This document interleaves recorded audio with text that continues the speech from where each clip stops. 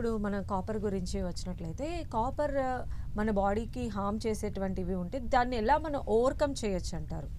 First of all symptoms ఒకటి and lab testing ఒకటి. Okay. Lab testing నేను చెప్పాను కదా కొన్ని సిమ్టమ్స్, నాసియా ఉంది, అట్లా ఉంది.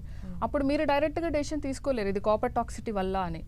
అప్పుడు మీరు ప్రొఫెషనల్ దగ్గరికి వెళ్తే వాళ్ళు ఈ సిమ్టమ్స్ దీనికి కారణమేమో అని వేరేవి కూడా అనలైజ్ చేసి కారణమేమో అని ల్యాబ్ టెస్ట్లు చేసి దాని నుంచి నిర్ధారణ చేస్తారు. ఎందుకంటే ఇవి చూస్తే మీరు జనరలైజ్డ్ సిమ్టమ్స్, నాసియా అనేది దేనివల్ల అయినా రావచ్చు కదా. అలాంటప్పుడు వీళ్ళు ఆ సర్టన్ క్వశ్చన్స్ ఎగ్జామినేషన్ చేసి ఆ డౌట్తో will get some test done.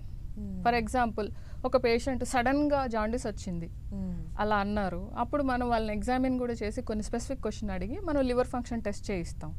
అక్కడి నుంచి ఓకే ఏదైనా టాక్సిటీ జరిగిందేమో అని చెప్పేసి కొన్ని specific elements serum levels test చేస్తాం. అప్పుడు కాపర్ అనేది బయటపడవచ్చు. ఓకే. అలానే ప్రత్యూష గారు